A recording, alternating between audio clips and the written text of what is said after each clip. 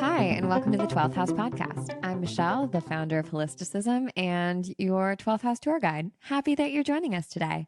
In this episode of the podcast, we're talking to Samara Kasai of Kasai Thrive about building an anti-capitalist business, or rather using anti-capitalist values to build an intuitive business.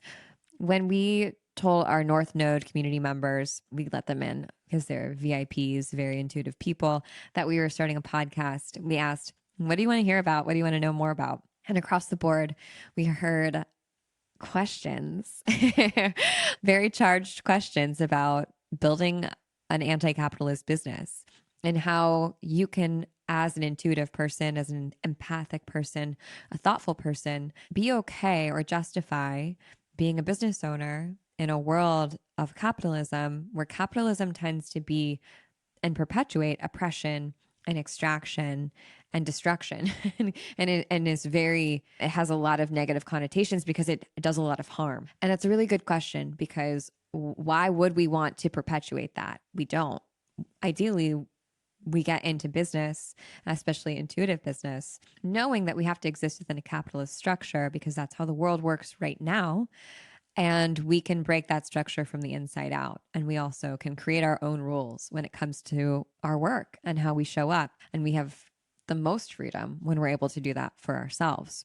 So this conversation with Samara was, for both of us, an exploration of how we use anti-capitalist values in our business and what we're still working through as two entrepreneurs who are super intuitive. Samara is so brilliant, so funny and wise and intuitive. And I know you're going to love everything they have to say. We talk about how we both had our breakthroughs with deciding to be entrepreneurs. We talk about our money mindsets and the sort of threshold that pushed us past our own limiting beliefs around money and asked us to level up. We talk about having anti-capitalist values in our business and what that means and what that actually looks like in reality.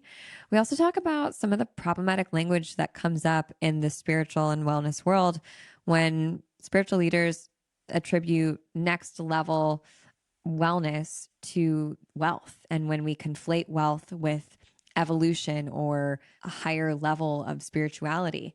And finally, Samara ends with a super hot take on SMART goals. So if you feel like SMART goals are your nemesis, then fast forward to the end. I think you're really going to like that part of the episode. But before we dive into my conversation with Samara, I want to give a shout out to our celestial celebrities of the month.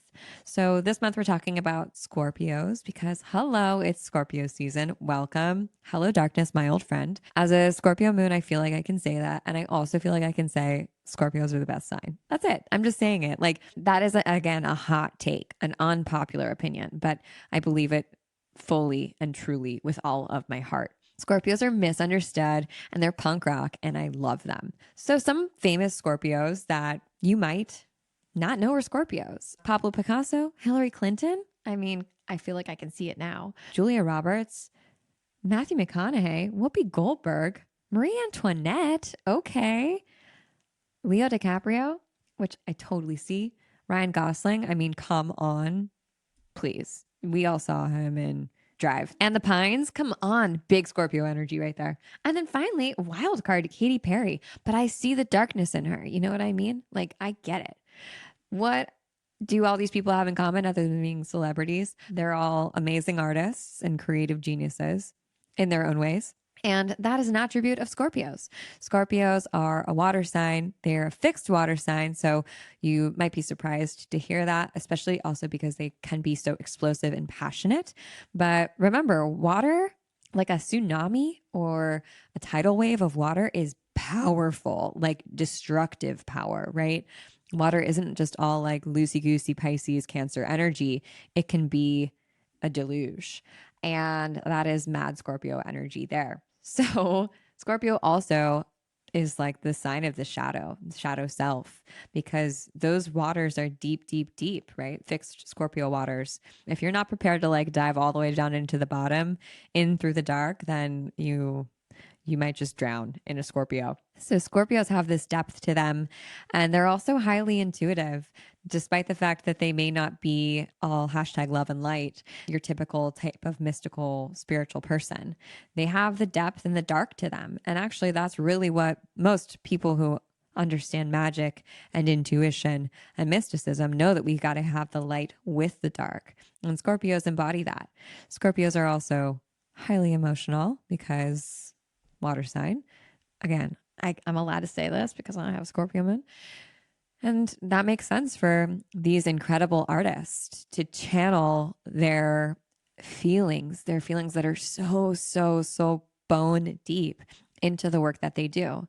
And another thing that I notice about all these celebrities is that, and famous people, historic people, is that while they were famous, they have their time away from the spotlight, where they go internal. They sort of like hide away from the world. Even I feel like Marie Antoinette made her home on the, her peasant house on the lands around Versailles as her escape, where she wouldn't be seen by the court, where she could go pretend to be a peasant living in a little cottage, which is so adorable and a little tone deaf, but hidden away, cloistered away from the crowds of the court. And that's something that's so very Scorpio to me, of like, sometimes I'm here to be seen and I want to have power and I want to take up space, but I want it to be on my own terms. So if you're a Scorpio, happy birthday. You're in good company and I love you. And if you're not a Scorpio, I hope that this celestial celebrity download helped you understand a little bit more about Scorpios and maybe see them in the world in a different way. Oh, also, don't fuck with a Scorpio. Don't cross them.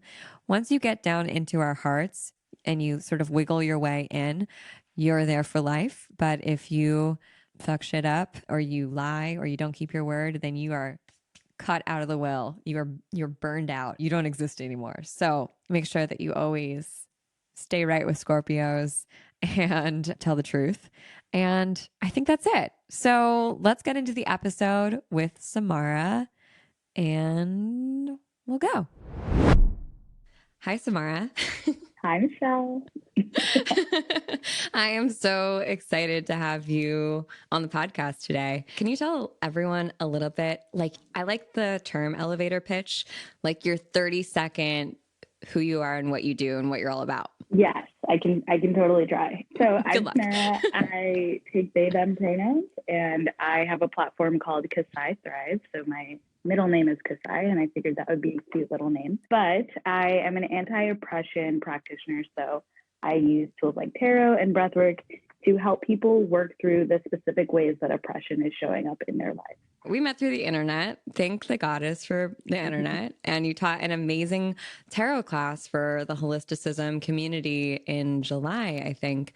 And we kind of like were rallying around the idea of anti-capitalism. And I know we've both been exploring that and running intuitive businesses. So I wanted to just get you on the line to have a conversation about that, because I think that when people think of intuitive business, there's often a conflation with like abundance mindset, abundance versus scarcity mindset, manifestation, prosperity, all these sort of like buzzwords that we hear that really are just kind of like hiding wealth and accumulation. Mm-hmm. So how did you justify for yourself? And I know you've been working through this really publicly on Instagram and via email. How did you justify for yourself wanting to start a business and making money when capitalism is so corrupt and contributes to oppression as an anti-oppression educator? Yeah. Oh my God. So I started my business honestly because I hated the ways that I was making money before. I had a bunch of jobs that I really didn't like, jobs from working at like a Fortune 5 company, like selling my soul and taking the wrong pronouns and doing all of that. And also just like swinging in the opposite direction, being super like ground level, like knocking on people's doors to talk to them about gentrification. And I was unfulfilled on both extremes. And I was kind of in this place where I was like, I need to have money so that I can like function. Like that is the currency with which we operate. and Right, I right. need To a be a way to get human on the planet, it. you need to have money, unfortunately, Right. like in some way. Right. Like that's just the world that we're in, at least for the time being. And so I was like, how can I have money in a way that doesn't require me to like give up a part of myself every day or spend 15 hours getting the door slammed in my face by strangers? So yeah, and that's how we got here. That's how I started a business. And I never really started to think about the implications of like now becoming like quote unquote a CEO with a business until it was happening and until my business started actually like generating revenue that was sustainable. And one of the things that really helped me was recognizing that like with my business, at the very least, I interact with human beings on a day-to-day basis and give them things that they actually need, give them things that are going to enrich their lives. And when people exchange money for things that they actually need, it just reinforces that the money that they're getting in their lives is actually going to support them in becoming the person that they incarnated to be, rather than, you know, manipulating people into spending money on things that like isn't going to help them and is only going to help grow a corporation and destroy the planet. Mm-hmm. Yeah, I think that that's what gets really confusing for people because it's really hard. I think it's confusing to divorce the idea that we're used to binaries. Let me backtrack. We're just used to binaries. Like that's how we live and how we've lived up until this point. I think we're getting closer to the idea that like, oh, maybe everything isn't either or. Maybe it's not all black or white. Money isn't good or bad. It's not evil or virtuous. It is all things.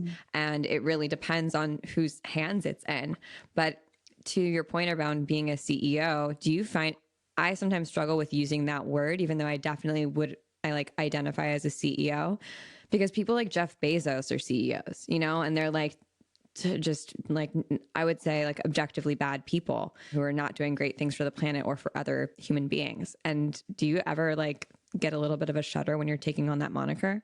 Yeah, I think I've only called myself a CEO one time, and it was just now, like to be honest. We're trying it out. We're seeing how it feels. Well, how did it feel? How did it feel? Yeah. I mean, I think the term CEO for me brings up so much, and I'm really feeling on the line of like leaning into it and like reclaiming that term as something that like anyone can embody. Like it's not like Jeff Yeah. Bezos owns the term CEO any more than we do, but also recognizing that like that comes with having to identify with the group of people who we are actively trying to work against, you know? So it's kind of, it reminds me of when I was in grad school and realizing like, okay, I do not actually agree with the institution of academia, but I am very much in the institution of academia and like deciding how to deal with that, you know? Right. And recognizing, and it feels like an adjacent conversation to anti oppression work or to the idea of oppression, and that we're existing within a structure and contributing to keep upholding a structure that we're actively trying to dismantle because we exist, right? Like, and same thing, I mean, in academia, same, it sounds like your experience there was similar to mine in tech of, do I really want to contribute as a female founder to what is happening here? Or do I just want to like completely divest from it and create my own system? And you're not working in academia anymore. So it sounds like you're kind of down to divest. Yeah, definitely divesting at this point. When you describe anti-capitalism, or I guess like how do you think, what's your definition of an anti-capitalist business? Because those two words might, to some people, be really contrary. Yes. So I think about anti-capitalist business. For me, at least, I think about the ways in which my business actually operates like on the ground. Because with capitalism, the like straightest definition of capitalism is just private ownership of the way that things are like produced and bought and sold. I am a person. I do own basically everything that happens in my business. And so my business, I wouldn't say it's an anti-capitalist entity because it does exist within capitalism. My business operates on anti-capitalist values. And the way that I think about that is I don't feel the need to accumulate and accumulate for the sake of accumulation. I take conscious steps to determine how I'm going to price my offers, and I'm consistently adjusting to see how I can meet the people that I'm here to help where they are, rather than manipulating them into, like, say, stretching into a price that is not actually going to serve them at this time, or manipulating them into like booking sessions or buying offers, when at this point what they need to do is go journal or go take a walk around the block, like actually seeing people and finding a way to guide them to what I believe they actually need, rather than trying to funnel them, I guess, into what I would prefer them do, you know? Well, it sounds like you wouldn't even prefer them do that. That is true. That's just the thing that gets you paid. And Mm-hmm. like, I love that you made the differentiation between being an anti-capitalist business versus holding anti-capitalist values, because to your point, we exist within capitalism. That's the structure that we have to play within. Mm-hmm. Otherwise, when we completely divest from capitalism, then we're basically saying, like, I'm not going to operate in this society. And there's a lot of work that we can do that's really good work by being involved. Like, I don't think we necessarily have the privilege of just tapping out and like living in an ashram or something and not having money. But it sounds like holding anti-capitalist values is deprioritizing individuation or the individual and reprioritizing the communal and what's good for all of us, as opposed to what's good for someone's singular bank account. And when that happens, we have regeneration as opposed to extractive practices, which is what capitalism effectively has turned into now. I feel like in theory, capitalism might work, but it's become a machine that operates on accumulation, oppression, and extraction and destroys pretty much everything in its path. Whereas the opposite of that would be, how can I think more communally? How can I reinvest and be regenerative?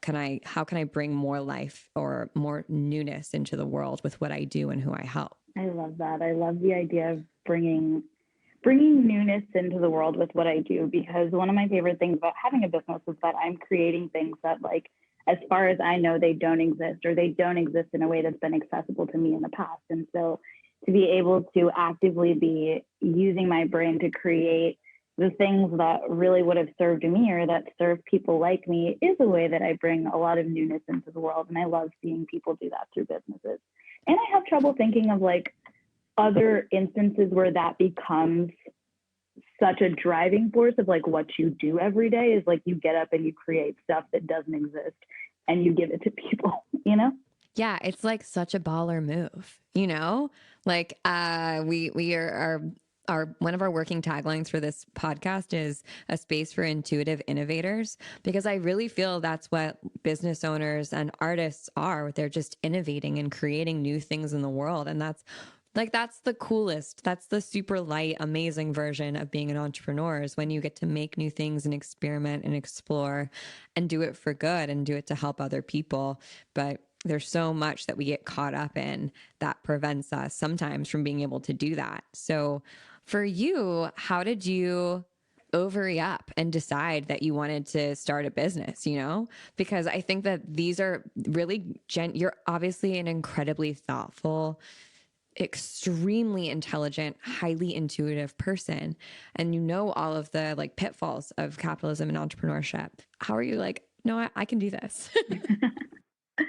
Honestly, I think the biggest thing for me, so going back to like being super unfulfilled when I was doing all the anti-gentrification work, and at that time I was making like just enough to cover everything that I needed to live, but not really more than that. Like I wasn't really able to save that much. There was definitely a time I had $7 in my bank account. I remember Same. that like Yeah. specifically.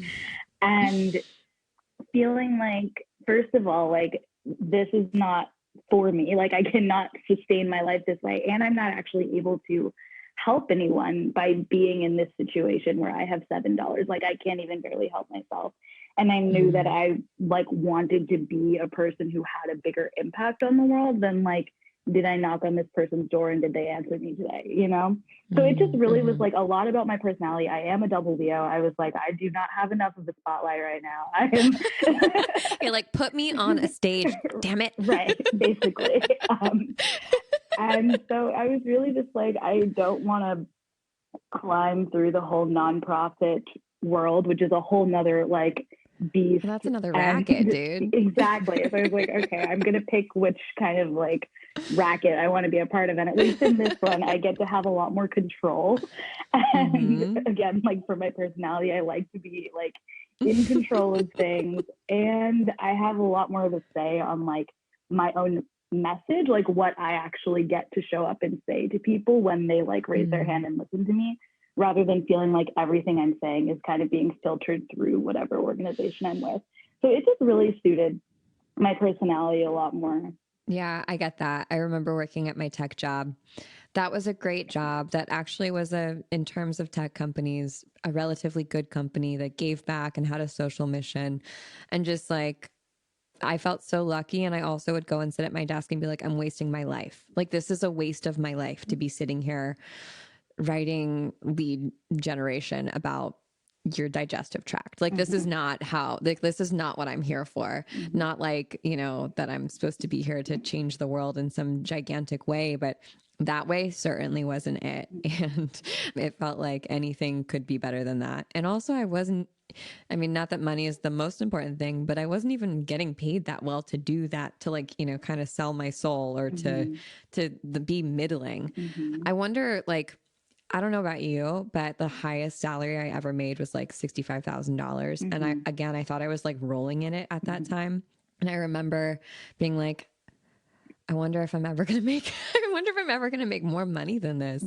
And I was walking with someone who I had worked with, and they had a very similar job to me. And I maybe didn't have as much output as I had, because that's what we measure in capitalism. I found out that they made like 30 grand more than I did. And that broke my brain. That was like when I realized that money was like a crazy weird thing that I would have to get to know better. Did you ever have, like, what was your threshold moment where you're like, oh, I need to figure this shit out and like get to know it in a different way than I know it now? I had a really similar situation to you where I was actually living with someone who worked at the same job I had when we were like in anti-gentrification land. And I found out that she was actually making double what I was making, even though we started like at the same time and everything. And like, it was just, it was a lot, because it was like our boss knew that we lived together. Obviously, this probably would have come up. And I was like, how did you not talk to Yeah. us or talk to us transparently or like whatever?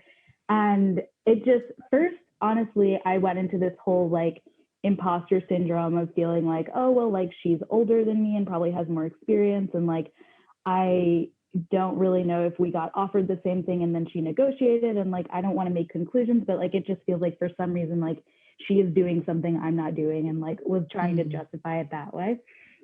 And this was kind of towards the end of when I was like, I don't think I want to keep being employed, because I was like, I don't want to have to go and do like mental gymnastics every time I find out that someone's doing the same thing I'm doing and like getting more money for whatever reason. I also, when I was at the corporate job, I found out that like my bonus was cut because I was like unprofessional, quote unquote. Which, to be fair, I am sitting here in a t-shirt right now on this.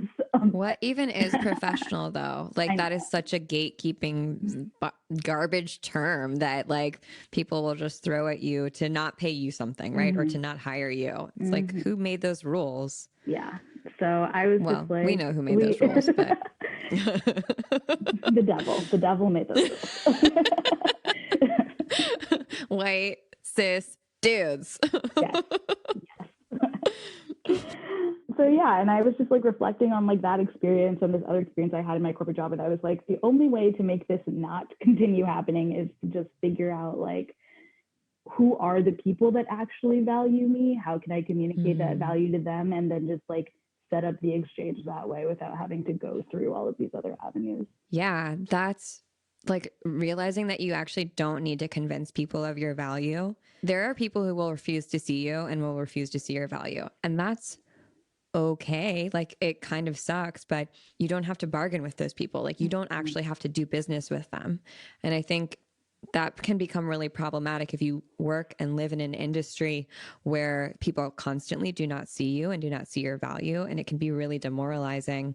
And that's why so many entrepreneurs are like, no, I've got a brilliant idea. And it doesn't matter if you don't see it, like I see it. And I believe in myself, and I'm the best investment. Investing in myself was the best thing I ever did. It was the scariest thing I ever did. I had like no money, and I gave myself 2 months to make holisticism work, and it ended up working out. But when I think that there's some sort of magic that comes when you're like, you know what, I'm going to stop trying to please everyone, and I'm just going to speak to the people who I'm meant to be here for. How did you find people who saw you? Honestly, it has been a consistent like adjustment over time. I think for me, being seen has become so much more nuanced now that I'm like navigating my gender identity on top of like wanting to be seen for like my spiritual gifts and wanting to be seen for my like political values and all of that. So it's really just been like trying to talk a lot explicitly about all of those things in public. And if people stick around, then I assume that they see me, you know? Right. Yeah.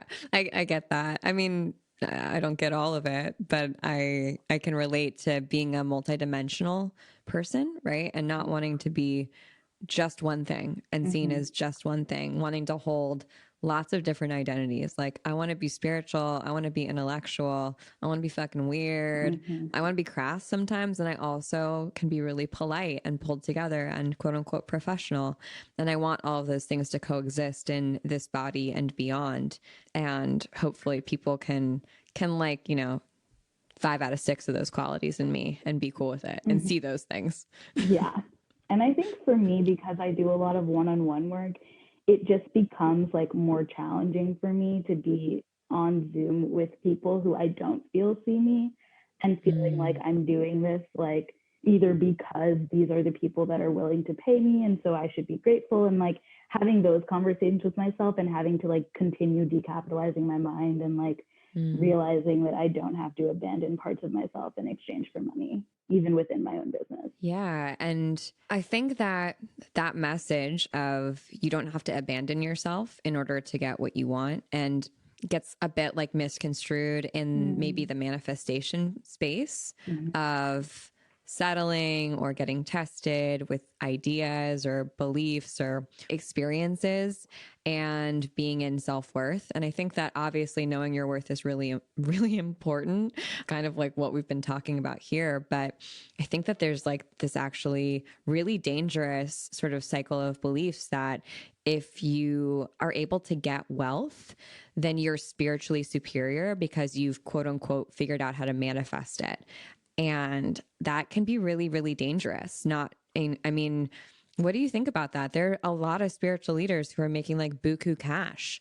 And I think maybe you're like using that as street cred for how powerful they are. Like, how does that strike you? Because it like kind of makes me feel a bit weird in my stomach.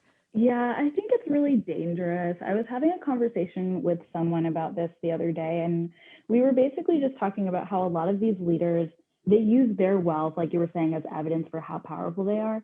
They have to ignore the fact that capitalism exists in order to like build that argument. They can't build that argument in a social context. And so all it does is erase the existence of racist algorithms, erase the existence of the fact that we all have these biases where if we see people that we identify with, we are going to gravitate towards them. And so as I like talk so much about in Decolonize the Tarot, like that's why all tarot cards can't have white people on them, because people have these biases and they're like evolutionarily sound or whatever, but they contribute to the success of white people, the success of people who have the privilege of identifying with the gender binary or whatever have you. And the ability to attract clients is not a manifestation. It's a combination of like you having privilege and you having a good strategy at that point, unless you're willing to acknowledge like what else might be going on. Totally. Yeah, totally. And like, that's not to say I don't think that there isn't magic and there isn't energy that's involved in bringing in the right clients and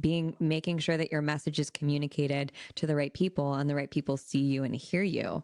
But to blindly invest your, or, back up your success, quote unquote success, with something that you've manifested seems a little bit tone deaf. And that doesn't mean that like, the work that might be done in order to quote unquote manifest isn't helpful. I think doing things like shadow work and knowing yourself and working on yourself is all really important because it helps whittle down who you are and it helps you clearly communicate who you are to the world. So like, cool. We're super big fans of that. But to say that you're ascended or that you're on another dimension because you can attract lots of money, quote unquote, attract lots of money to you is like, I don't think that's right. Yeah. I think that your point that it ignores that capitalism exists is really harmful. So how do we like justify that? Or I guess not justify, but like live with that idea. And also the idea that like we need to make money. And if we're good at our jobs, we're probably making a significant amount of money and that we can do that while holding anti-capitalist values. Like, how do we sort of like figure out the difference between these two ideas that we're holding in front of us? Ooh, okay. I think as far as the we need to make money thing and like not, because it seems like what I'm seeing is there's like a loop of I'm using the amount of money I have to justify why people should work with me or why I am Totally. kind of It's like capable. I've got this amazing house in Malibu and like I have $1 million mindset and I am next level. So trust me, I'm your guru. Right. And so it becomes like people feeling trapped, like, okay, well, I can't ever have a successful business because I don't already have a successful business. And it just creates this like feedback loop. And of course, you can measure success however you want to. I personally don't really use like how much money I've accumulated to measure like the success of my business, but I know that a lot of people do. And I think to your question of like, how do we hold both things at once? For me, the way that I kind of reinforce my own business and my own capabilities is just remembering that my skills do speak for themselves. Like what I offer, like substantially, regardless of the amount of money that I have, the changes I provide for people speak for themselves. And that's what allows people to come to me rather than feeling like for a long time, I didn't even want to tell people how much money my business was making. And I think that's like a deeper sense of like wealth shaming and all of that. But feeling like my business making a lot of money is not going to be the reason that the clients I want to work with are attracted to me. Yes, that's exactly, you hit the nail on the head, right? That's a symptom of people working with you, right? It's not the reason people work with you, or the evidence that people should use to work with you. It just is what naturally happens. Do you still feel wealth shamed when you talk about how much your business makes? So it's funny because I've never been wealth shamed. Like no one has ever shamed me. Just in my mind, I've wealth shamed myself. Basically, yeah. It's all just been me arguing with me. I get that. So do you still struggle with that? Is that something that you're working through right now? I think that was probably the chapter I just closed, and it's really come a lot from like my deepening my connection with my ancestors and trying to like put the whole trajectory of how wealth and exchange and all of that looks like for my family, and realizing there is a lot to be rectified as far as like generations of free labor that my ancestors did to like create and uphold this country that is now oppressing us all here. And just realizing that like, and of course, I know that this is not helpful for everyone. It's really only helpful for you if your ancestors were enslaved. For me, at least aspiring to have enough to create the life and contribute to the world that I want to see, that doesn't hurt anyone. And it actually really helps redeem a lot of what happened to my ancestors. And so that's how I've been like, I guess, soothing myself. That's really beautiful. I think that often I notice for myself, I'll speak from the I, that it's really challenging for me. The last step usually when I'm working through something is figuring out why like I am just worthy of it. And something that I often do is think about how I can help other people and how like my actions can serve others. And that sort of like gives me the bravery or like the gas, the fuel in my tank to like go, just because like I'm a slow learner. Like it's hard for me to change, and it's like hard for me to wrap my head around that like I deserve to be taken care of and resourced. And sometimes it's I need to find an excuse or like maybe a codependent perspective of like, well, if I make X amount of dollars, then I can hire X number of people and I can pay for their healthcare, and I can pay them really well, and I can have them work from home, and I can support their families. And like, that's really cool. So that can sort of be my thing that I put on a Post-it note on my wall and work towards, while I'm also working through why it's just okay if I want to do that myself. And yeah, it just reminds me that like this journey is not straightforward. Yeah. And I think we do live in a world that tells us that like we are not supposed to want things just because we want them. Like there has to be, at least for like more justice oriented people, like the whole martyr complex of feeling like everything you have has to be in contribution to a community or to something outside of like just you personally. So I'm also just like every day looking for the martyr complex within myself and trying to like soothe it in one way or another. That's so smart. Yeah, that archetype comes up. That and the caregiver archetype are so common, especially in the well-being and wellness world, where because that's what we're here to do, right? We're like here to help other people and heal other people, and or help them heal themselves. And so it's really easy to take that on and live there of like, well, I'm just here to help other people. So like, why do I need anything? When in reality, you said it at the very top, like we need to be resourced to take care of ourselves. Because if I only have $7 to my name, how can I think beyond, well, how am I going to pay my rent? Or how am I going to afford to make dinner tonight? We can't fully embody that creative, innovative, exciting, intuitive place because we're just trying to survive. And that can be really limiting. Yeah. Ooh, okay. This will be our last thing. What's your favorite unpopular opinion that you've got right now? It can be on anything, but like that you're just like, oh, let me tell you what's up for me. Honestly, my unpopular opinion is about goal setting, and I will walk it around. I promise it will all make sense. But I think in the world of at least having a business or healing or anything, we kind of look outside of ourselves for like, what are the milestones I'm supposed to be reaching for? Like, when can I call myself successful or call myself good enough? Or when will I know that I've healed this thing? And I recently went through an exercise of looking back at the goals I set at the end of 2019, just to like reinvigorate myself for like this last home stretch of 2020. And all the goals I set were like how I want to feel in my relationship, how I want to feel in my relationship with money. And all of these things, they're not, SMART goals. They're not like measurable, whatever. I don't even specific measurable. I don't know. I don't know. Honest. I also have an aversion to SMART goals. So you are preaching to the choir, my friend. Okay.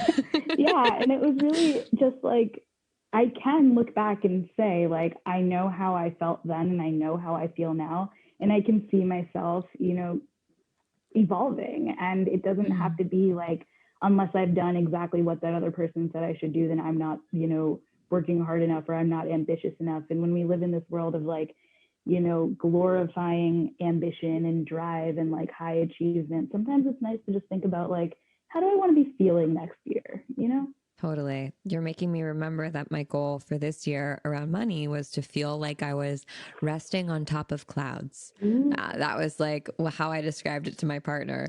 And he was like, what does that mean? It's like, I want it to be like comfy, cozy. I want to be supported, but not like overbearing. I don't want it to be like all too much. I want it to just be like sort of amorphous and just, I know that there's something underneath me catching me. And I feel like thanks for bringing that up, because it made me reflect back on that. I'm like, I think I did it. Cool. That's great. Go. I love it. As long as you can see your clouds, Michelle, that's all that matters. That's like the most Piscean thing ever. Before we go, we do one final segment where we ask our guest or our expert, which is obviously you, our expert guest, genius, dream person, what they're screenshotting for the week. So like what you're saving, what you saved to either your list of things that you want to try, or what you're obsessed with, or what you're taking a screenshot of and sending to all your friends and being like, oh my God, you have to try this thing. Ooh. I know I'm putting you on the spot. So I recently have been sharing, this is like so unrelated to everything we talked about, but I recently saw this meme going around about COVID and just like feeling like all of the hand sanitizer everywhere is making the whole world smell like underage drinking.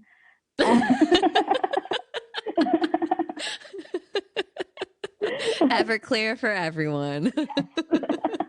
And so I've been sending that to like everyone I know. And don't try underage drinking though. That's not the takeaway here. Yeah, that's not the hot take. The hot take is wear your mask, everyone. wear your damn masks. Stay inside or be outside if you're going to see people, and take care of each other. Prioritize community. I think that is another excellent example of what happens when we prioritize the individual versus the community, and how anti-capitalist values could be really helpful to us as a society right now. So you don't need to like drain your bank account and disown business in general and move to the woods. You can just take small steps and reframe your thinking around the actions that you take in your business. How can these contribute more to the collective? How can what I do actually be useful and generative to other people as opposed to extractive? And are my practices accumulating just more for me, or am I doing something beyond hoarding? Yes, circulating. There we go. Exactly. Cool. Samara, this was so lovely. It was so great to get to talk to you about these ideas. I feel like we should just put on the calendar in 6 months that we talk again about this, because I know like we'll probably both have a lot of new thoughts and ideas. Oh yeah, I'm sure. And hopefully like 6 months from now, COVID will be like different and not gone. And I think that will just do a lot for the way everyone thinks about money and like people having to go back to offices. And so yeah, I love it. Yeah. Upvoting both of those things, please. Samara, how can people find you on the internet and beyond? Ooh, well, I have a website called KasaiThrive.com. And I'm sure, Michelle, you're going to like spell that for people. You got it. It'll be in the show notes, my friends. Amazing. And then Instagram is the same, Kasai Thrive. And that's all I do. There we go. Awesome. Well, it was so great to talk to you. Thanks for sitting with us. And thanks everyone for listening. We'll see you on the internet. Bye.